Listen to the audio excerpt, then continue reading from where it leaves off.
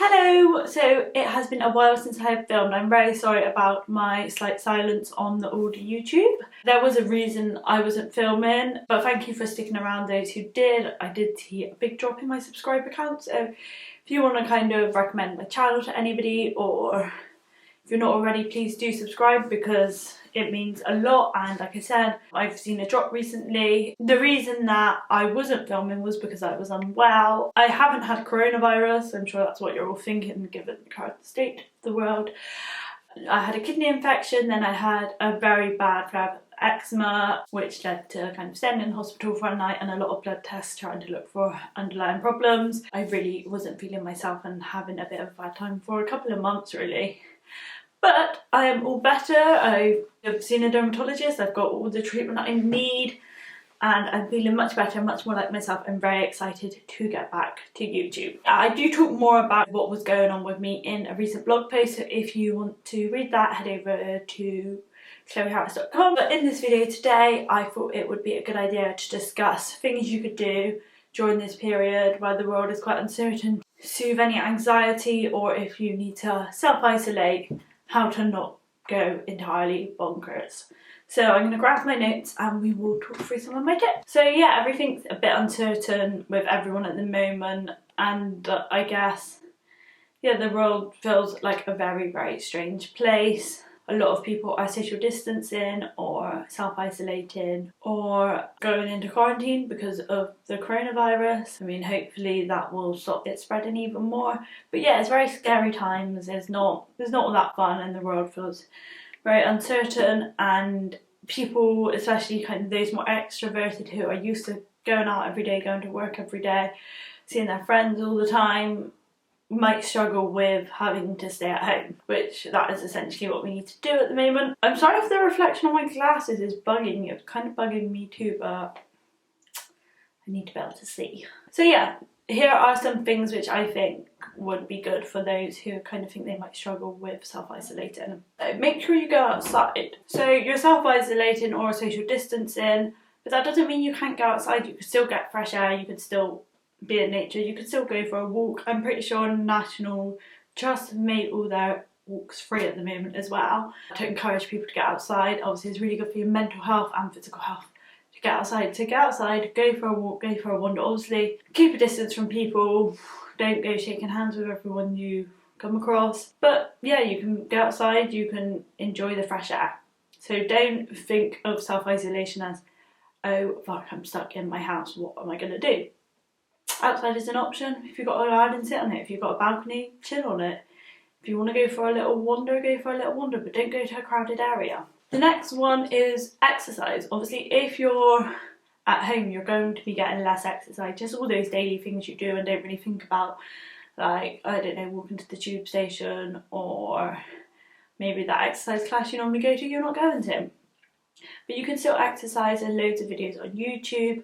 I personally really like Carly Rowena, and I really like Yoga with Adrian. I have done a blog post on Yoga with Adrian, the 30-day challenge I did, so I will link that down below. But maybe a yoga challenge might be something to kind of improve your fitness and make you feel good, and is something that gives you a focus in this time.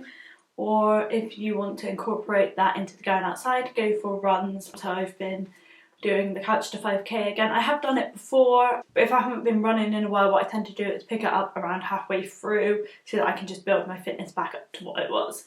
So at the moment I'm towards the end of it. The next thing on my list is to write yourself a daily to-do list, just because firstly you might be working from home, but if you have a job maybe you can't necessarily work from home, or your work is closed for the meantime, or because of the circumstances you've lost your job, it doesn't mean you can't set yourself a to-do list for the day.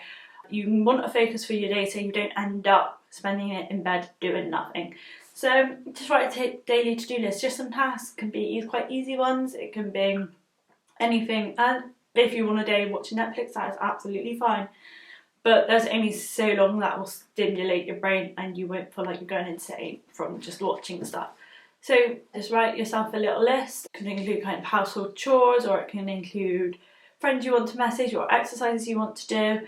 But get a list going so that you're aiming for something during the day. Next, you can start any new creative projects which you never really have enough time to start. Maybe you want to learn to crochet, maybe there's a book you've been planning on writing. Now's the time to do it. You've been given this time, so you can do all those things you think, oh, one day I'd really like to do that. You've got time now because you're at home. So now's the time to do these things. So my main plan is to finish off my book while I'm self-isolating. So I've had a draft of a book for a while, but I haven't perfected it enough to send in to some publishers. So I'm going to be going back over that, and that's my task for the time. So I feel like I've got to focus during this time, and it's quite fun. Also, I really enjoy crocheting, and I think that's really good for mental health. Little creative projects, maybe painting, something like that.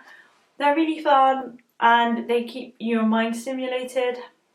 They're good for your mental health, and a lot of the times you get something quite nice in the end as well from it. Next is home organisation. Now, if you want to do some home organisation, I would strongly recommend the Anna Edit or an edited life book. But if you've been given time, clear out that shit drawer which you can't even get open, which you've been meaning to organise for a while.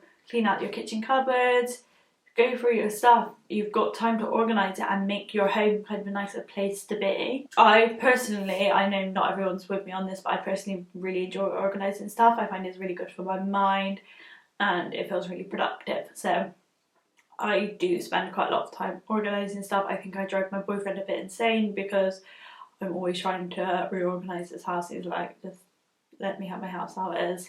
But I really enjoy doing it and it's really good for my mind. So maybe each day just set yourself something small you want to organise. Obviously don't overdo it. I've done that thing before where I've taken everything out of a cupboard and then I'm halfway through I've got a mess everywhere and I don't want to finish this. But if you're not into that into organisation, just start small. Do a drawer, take everything out of the drawer, go through the crap, organise the crap, get some drawer dividers if you're feeling wild, you know? The next thing is Netflix, Amazon Prime, catch-up TV, anything you want to watch. You got loads of time, you can do it.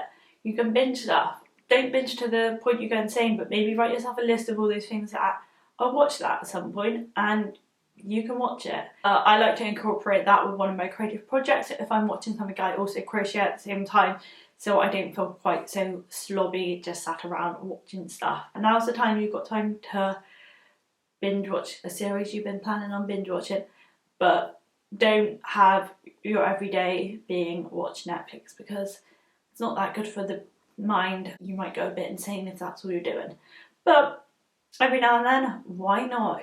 Everyone loves a cringy Netflix movie. Next, make sure you keep some type of a routine. For people that are used to leaving the house to go to work every day, it's quite difficult to not do that and have a routine. But you want a routine so you feel stable in the day-to-day. What's going on in the world is all quite uncertain and unknown. You don't want your day-to-day life to be that too. Having a routine just offers some stability. Now, it doesn't have to be a crazy routine. Obviously, there are tons of morning and evening routine videos on YouTube, which I'll probably do some of mine soon as well. But even just, okay, I go to bed at this time, I have 3 meals a day at these times. And then your day kind of divides up into slots and you know what's happening and you know whereabouts you are with things. You don't want to fall out of a sleeping pattern or eating routine. 1, because it's bad for your health, and 2, because this isn't going to go on forever, and when we get out of this you don't want to be sleeping till 4 p.m. And also that's not fun for anyone. You want daylight when you're awake. Make sure you still talk to friends. Sure, you can't be going to the pub for a beer, but you've still got a phone, you can still text. You can still call, you can do the Netflix parties, which I'd never heard of until now, but apparently you can do a Netflix where you all watch the same thing at the same time and there's a chat. So it feels like very sociable. Check in with friends because a lot of people are probably going to be struggling at this time. Just have a chat with people and you don't have to feel alone. You can FaceTime, you can still be social even if people are at a distance. So keep that in mind, make use of your phone and modern technology. Come up with a post-isolation plan. So this obviously isn't going to go on forever. We're going to get back to somewhat normality at some point, I'd like to think. And sometimes it's quite nice to have an action plan for after. So at the moment I'm looking for a new job, but obviously that's kind of come to a bit of a pause, and I've had some interviews recently, but obviously when I hear back it's been quite delayed.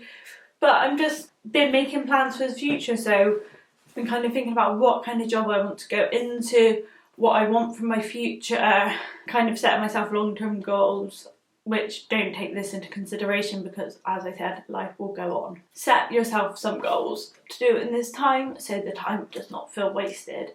There's nothing worse than this all happening and then after you've been, I sat in the house doing nothing for a month.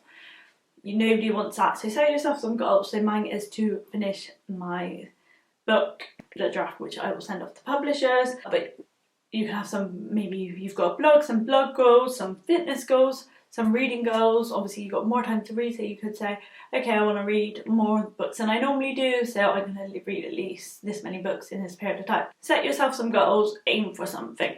Lastly, kind of step back from social media and the news if you need to.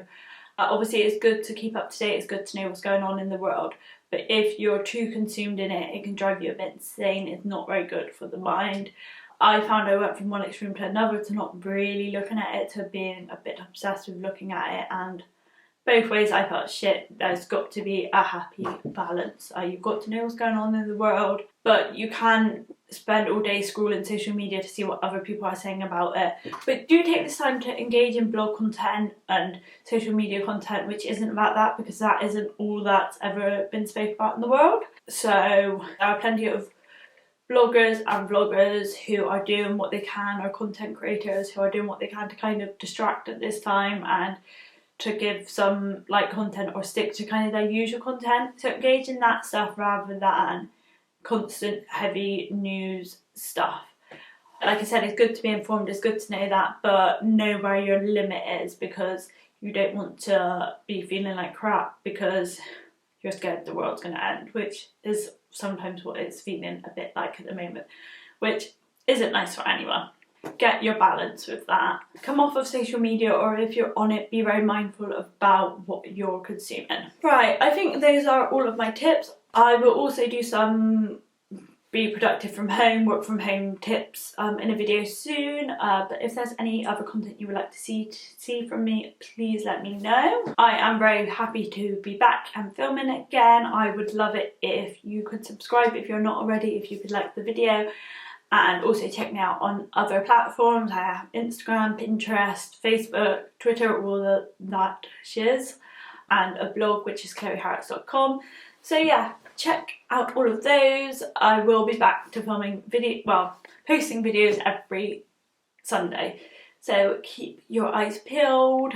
Right, thank you very much for watching. I hope you found this helpful in some way. If you are self-isolating at the moment, or just in general, I hope you're okay. I hope the news isn't getting you down too much. I hope you're feeling good. So sending you all the good vibes. I'll see you soon.